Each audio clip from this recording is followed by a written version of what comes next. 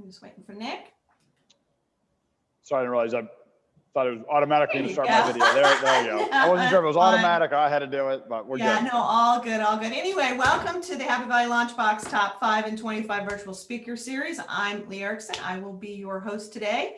This fall, we're talking about breaking in, and we're hosting a series of speakers on different aspects of breaking in. Quick reminder that we are recording this and that these sessions will be posted to our YouTube channel afterwards. There will be time to ask questions at the end. You can use the Q&A icon at the bottom of your Zoom screen to go ahead and do that.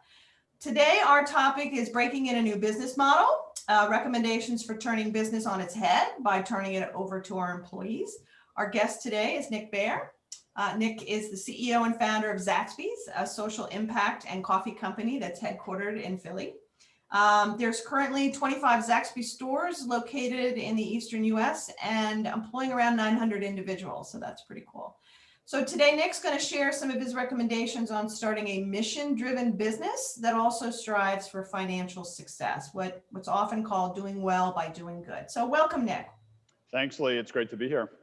So before we jump into the top 5, your ability to do good is directly tied to this very unique business model that you've created. Can you take just a few minutes and tell us how that model came about and what it is? Yeah, so our experiential learning platform is about 5 years old now. Essentially what it is it is an empowering educational model that allows young people from all walks of life, all different forms of education, to be able to learn how to actually run their own business. So take full responsibility for what we call the 3 pillars: team development, community leadership, financial management. How do you manage peers? How do you run a business that makes a true difference in its community? And then how do you manage the financials? And so we realized as we were building Saxbys without our experiential learning platform initially, that the core tenets of what we stand for and how we've built our business, which we'll obviously talk a lot about today, and combined with the fact that our cafes are super busy. These are very busy places that serve hundreds of people a day, oftentimes do 7 figures in revenue in an individual cafe on an annualized basis. I started to realize that I'm like, you know what, this is the perfect vehicle to teach business. It's not about creating the next generation of coffee entrepreneurs. This is far greater than that. It's very agnostic of industry. If you can manage people, if you can run a business that makes a true difference for its community, and you can account for that, you can understand your profit and loss statement and do it in a fast-paced environment like Saxbys, you can do anything, And so that was how this idea sort of came together. But ideas are one thing, executing is another, And so over the last 5 years, we've been fortunate to have some amazing partners like Penn State University, where we've been able to sort of hone this model, and make mistakes, tweak it, improve it, and be in a position where we are now, where we've got 900 young people of all walks of life who are making a real difference in building the skills through real experience to go out in the real world and set it on fire in a good way. Yeah, and what's nice about this model, right? Not only that it's unique, but that these skills that these young people are building are not only great if they want to start their own business, but they're essential if they're going to work in any business, right? Anything. So that entrepreneurial mindset, that being able to kind of figure it out on the fly. So, all right. So let's jump into your recommendations. So the first one you have is create a heart racing mission. So talk a little bit about what you mean by heart racing and why this is such a critical part of your business model. So as the last 7 months of the COVID crisis and the economic crisis and the racial justice crisis, all these crises that we're dealing with all at the same time show, there is nothing harder to do professionally than be an entrepreneur. There's just nothing. I've been in the non-entrepreneurial space. I've now been in the entrepreneurial space for a long time. There is nothing harder than being an entrepreneur. We had to figure out a way as a company for 5 months, every single one of our cafes, which is what generates 100% of our revenue, were completely closed. Yeah. So our revenue went up from we were up 12% versus 2019, which is phenomenal in my industry, to being fully closed for 5 months. Mm-hmm. It's hard, and if you don't do something that you love to do, you're going to curl up in the corner and say, I'm going to act like I never did that. I'm going to go and do something entirely different.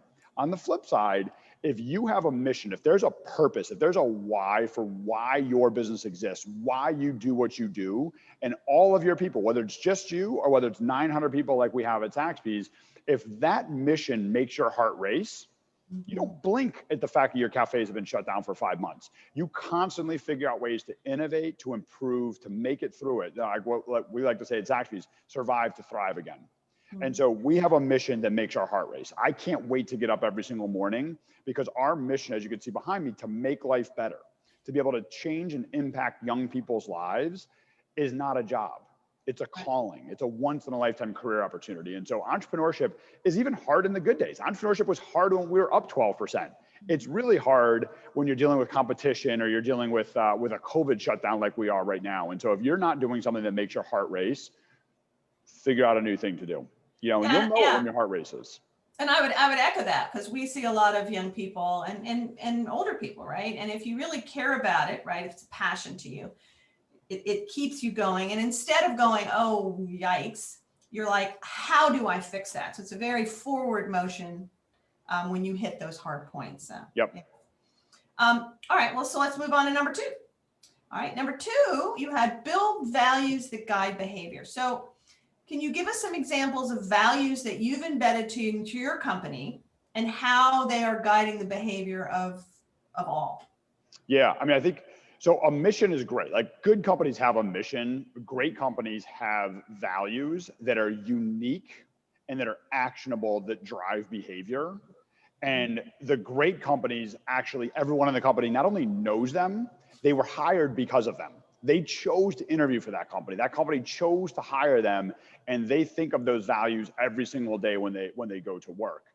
I'm a fond believer in the old business strategist Peter Drucker, who said that culture eats strategy for breakfast. You could strategize all day, but if you don't have people to execute, if you don't have people who believe in what your business stands for, i.e. have culture in your business, you'll be great at strategy and you'll have nothing to show for it. You know, and so performance happens when you have people who believe in these unique, actionable values and bring it every single day. You know, they bring it and they accomplish every single day. And again, there's been no time that's been more tested. I gave similar talks with similar examples pre-COVID. It's never been more relevant than it is now. You know, because right now, people would leave my company in droves if we didn't have values.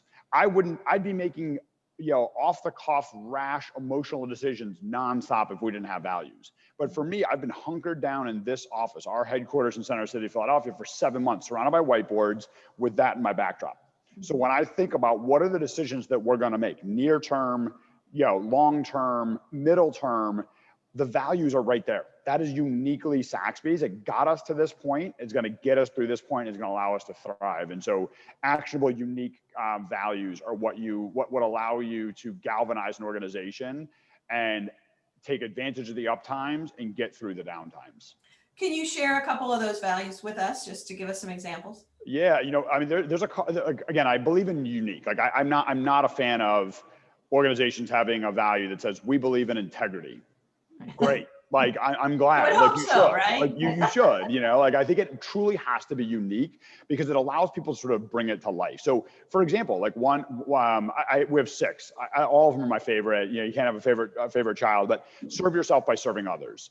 I truly believe that the people who not only accomplish the most, but feel best about what they've done, serve themselves by serving others. You know, I don't want to hide the fact that we're self-motivated. As human beings, we are built to be self-motivated. So I'm not trying to teach people to be something that they're not naturally. We all want to accomplish for ourselves. We want to accomplish for our families. We want to have a cool LinkedIn. We want people to think fondly of us when we go away. But you do that at a grand scale in a manner that makes your heart race by putting other people in front of yourselves. You know, and so we interview on that a lot. We look for people who just want the shine, they want the light on themselves, oftentimes don't do well here. And we really try to find that and identify that early in the interview process, because not only will they not be great here, they're not going to enjoy it either. And I want people to love what they do. Another good example, and this sort of speaks into the inner culture of Saxbys, is up over my right shoulder. We care personally and communicate openly. You've chosen, you can work for a lot of different companies. You've chosen to be here. We've chosen to give you an opportunity to be able to grow here. So we care deeply about you, and inherently we would expect you to care deeply about us. Therefore, we should communicate openly with one another. You know, it is my, go ahead. Have your values changed over time, or have They have, Okay. you know, they have, like, they've been adjusted. That one actually is potentially the newest. I think that came on about 3 years ago when we realized as we were growing and growing and growing, there's nothing that breaks down an organization more besides not having culture than an organization saying, I just don't know where I stand. The communication's terrible. I don't know. So I'm like, how do we flip that on its head? How do we become over communicators? How do we really let people know, good and bad, where they stand? So things that we do at Saxbys, for example, is we have one-on-one conversations with every single manager in their direct report every 30 days. So it is a two-way conversation in both directions. Like, hey, Lee, here's the goods, here's the bads. And Lee, back to Nick, here's the goods, here's the bads. So one of the challenges we've seen with that is most people in this world say, I just want you to be honest with me. I just want you to shoot me straight. Not everybody actually does want you to shoot them straight. And so again, that's one of those things that, like, this just might not be the right place. If you just want people to always tell you your hair looks great, I love that shirt, you're doing an amazing job, this is not going to be the best place.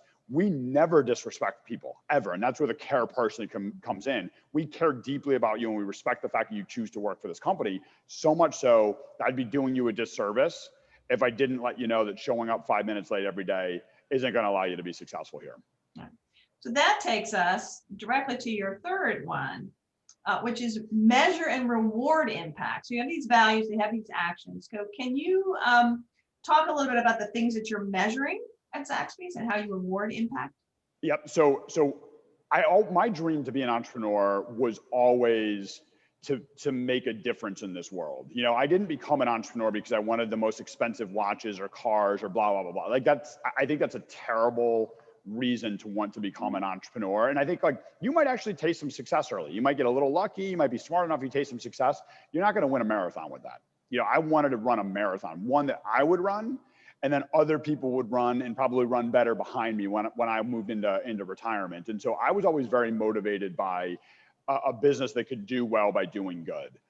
I'm old enough that I didn't have the benefit of things like the Penn State LaunchBox. We didn't talk about social entrepreneurship when I was looking to become an entrepreneur, but I just knew in my heart that I could combine all the awesome things that teachers and coaches do sort of in the nonprofit space with being competitive and successful that people did in the business space. So I became an entrepreneur to be able to do those two things. Fortunately, 2020, and certainly moving forward with the inequality that we have now sort of in the capitalistic system, you're gonna have to do that as a business. I don't care if you're a tech business, a healthcare business, a hospitality business, you're gonna have to be able to do both. But it's not good enough to just talk about doing it. You have to measure it the same way. I've never met a business, nonprofit or for-profit, that doesn't have a regular process for evaluating their financial performance. The truly great, impactful companies will measure and reward the impact, the environmental, societal, and/or governance impact that they make at the same level of importance that they do financial. So much so that I saw this morning, Danone, a multi-billion-dollar holding out of Europe, that owns many brands like Danone yogurt and other things. Like, they're the leaders in this. They just announced that they are now, as a public company, they are going to take their carbon footprint, which is a negative carbon footprint right now, and they're going to alter their earnings, like their price per share, to their investors, taking that into account. So, like, look, we're doing a lot of good, but we're also doing bad, and we're going to transparently show that to our investors so that you can hold us accountable. Yep. That's not a cute side thing. That is the future of business. And the only way you can do it is measure and reward impact the same way that you do financial performance. That makes it tangible. Okay, so moving right along, number 4, differentiate culture from strategy. You talked a little bit about this, yep. But can you, you clearly explain why this is important, and can you tell us some steps that you've taken to differentiate the two?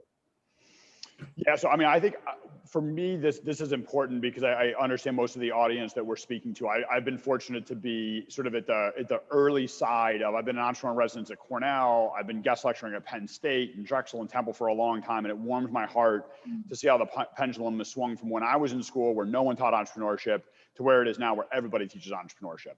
But I think that it's a glaring weakness in the way that we teach entrepreneurship right now, specifically in the higher ed space, where we're great about SWOT analysis, financial pro formas. Everyone knows how to create the hockey stick. how to understand who your competitors are. We're still very, very weak at determining what's your why. Why does your business exist? What are the mission core values? What's the culture going to be? And so what happens is someone's successful enough with creating a business and they get the first customer, and then the first customer turns into a second customer, and then they really fail at starting to onboard employees into their business. Because culture is going to be created whether you do it intentionally or unintentionally. It's going to happen. So if you do it unintentionally, it's really going to be Lee starts a business, Nick comes in. But if Nick has one style and one set of values and Lee has a different, you're already working against yourself. And so for early stage entrepreneurs, just as important as it is for later stage, but it's much easier to build at early stages, determine what your culture is going to be. What are the things that are valuable to your business? What are the things that are going to not only allow you to be successful, but the people who are going to join your business to ultimately like what they do, feel real value beyond just compensation of what they actually do for your business? That's where culture comes in. You cannot have culture without a determined mission and core values that guide that. I don't care what people say, like, well, Nick, it's going to happen naturally and we're all going to believe it. I was foolish enough to try that. I had no mission statement. I had no core values for 6 years in operating Saxbys. I was too uneducated. I was too inexperienced to realize how important that was. So I literally had to change. I had to add wheels to the bus while the bus was already driving. If I didn't do it, we would have never survived. We would have never gotten in a position to thrive. And we would have never created our experiential learning platform, which is our rocket ship of growth. And so, you've got to have culture because it's going to be far more important than strategy. And when you have culture and you have strategy, you're going to do something pretty awesome. Yeah, well, I'm in violent agreement with you about some of the softer skills, right? And we're seeing a shift in entrepreneurial education and these accelerators where you're focusing a little bit more on the front end versus the back end, right? Yep. And people I don't want you to echo that. over-index on culture, Lee, because it's like, hey, I could talk to you about culture all day, but if you don't have a business plan, if you don't have a product you can't sell, blah, blah, blah, blah. So I think people are nervous about over-indexing on culture, so much so that we far under-index on culture. And so I think we just have to have that balance between the two. So that takes us to your last one, which is build a difference-making culture. So clearly culture is important to you, and you explained why it is, but define difference-making culture, and what are some examples of how you're doing that at Saxbys? Yeah, so I think, as I know you were truncating these a bit, Lee, and I think the way that I oftentimes articulate that is exactly as you have, but it's build a difference-making culture by rewarding and correcting behavior. Okay.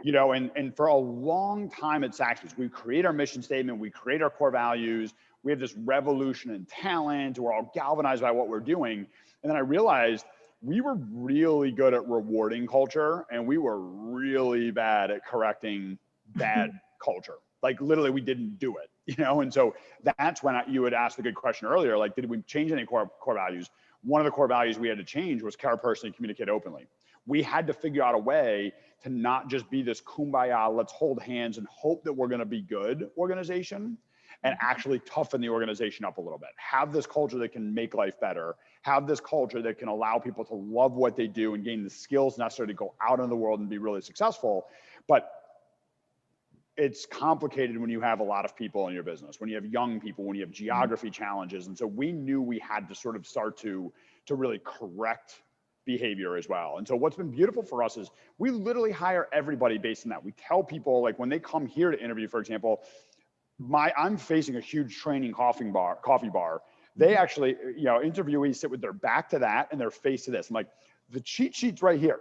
Like we want to see how these make you feel. So we hire people based on these. So I'll go back to an earlier example. Like if Lee and I are working together at the Saxbys at Penn State, and Lee shows up late Monday and late Tuesday, I, as her student CEO, will go up to her and say, hey, Lee, our mission statement is to make life better.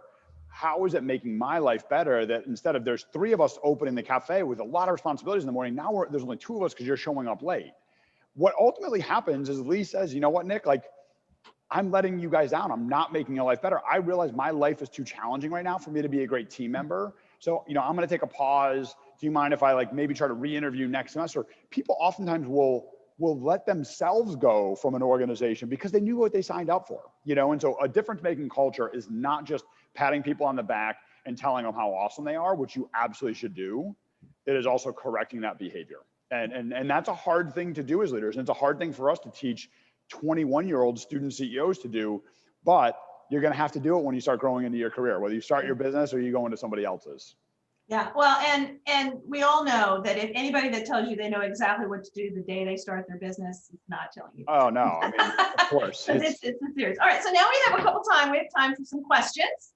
So we have a question from Liz that says, I love number 3, measure and reward impact, right? How do you create and measure KPIs around social impact goals or other less tangible goals like the one you were talking about, make life better? Yeah. I mean, that's a great question, Liz. Thank you so much. So my team doesn't want me to say this, but they know how I am in the moment, that I'm really excited to share this. It's been a 2-year run for us, but we actually just found out last week that Saxbys has been approved and certified as a B Corp.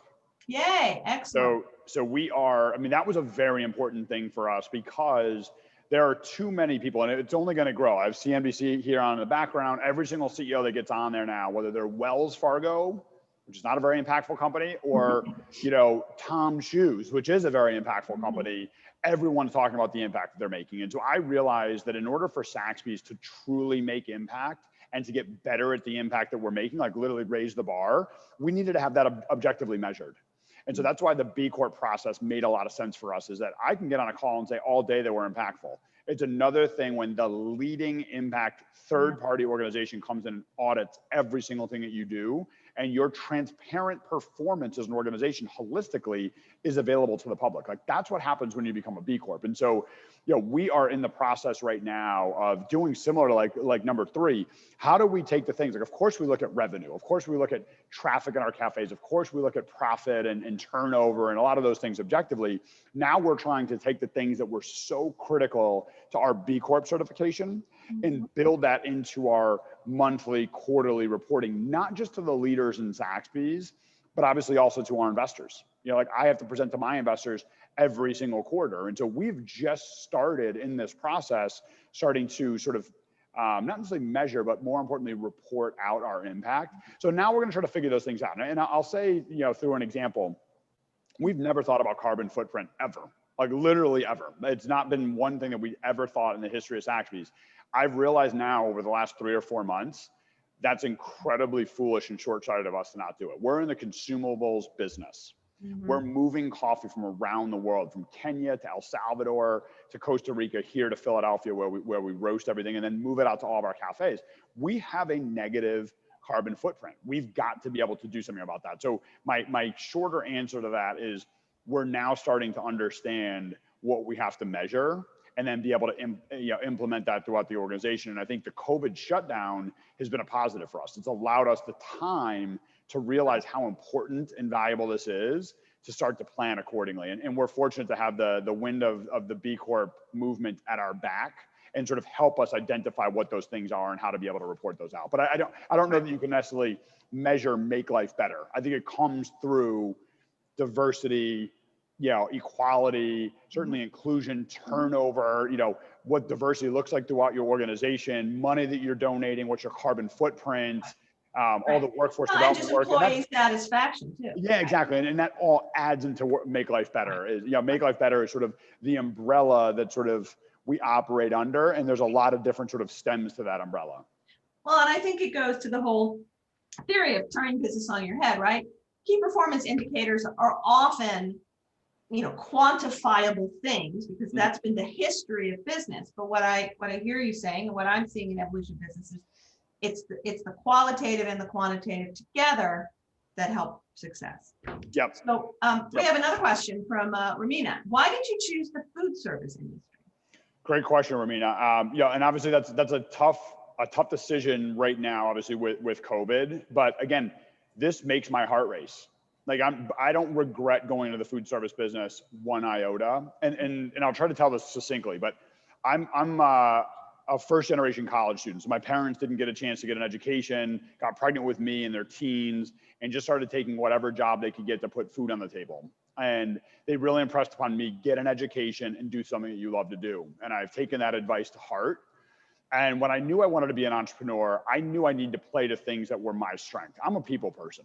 You know, like I feel best when I'm doing things for people. Like watching people walk around using an app that I would have created doesn't make my heart race. One, I'm probably not smart enough to create an app that would do that. And two, it wouldn't make my heart race. But when I can walk into my cafes or I can have conversations with former student CEOs and know that they're crushing it in their career, that makes me feel so good. And so when I knew I wanted to become a social entrepreneur, I knew it needed to be an industry where I could really touch a lot of people's lives. There's no business better than the coffee business, you know, because we can and do employ and serve any and everybody. You know, like when Saxbys, like pre-COVID, we would serve 15,000 guests a day. We would serve homeless people and multimillionaires out of the exact same space with the same dignity, same respect. Both people would feel welcome and would share space together. And they would be served oftentimes by people that have PhDs and people that we hired out of homeless shelters. Everyone starts at Saxbys at the exact same level with the same opportunity to grow. If you're building Tesla, I don't know that you can hire someone out of a homeless shelter and hope that they're going to be able to build the next, you know, Model 3 for you. In my business, we have formerly homeless that have grown to having full salary, full healthcare benefits. And I think that the coffee, and particularly the food service business, gave me an opportunity to sort of pursue that dream. Well, I could talk to you all day, Nick, but we try to keep these things to a half an hour. So thank you so much for your time. Great advice for entrepreneurs of any age. For those here in State College, there is a Saxbys in the building business, the meal business on campus. So feel free to check it out. Or if you're not in the area, you can find other locations on saxbycoffee.com, and it's SAXBYS. So we welcome your feedback on our series. You can put that in the Q&A before you leave or send us a note. Again, if you want to see these recorded, they will be put on our YouTube channel. Again, thank you, Nick, for your time. Next week, we are going to have Nova Lorraine on the 28th, who is going to be talking about breaking in new habits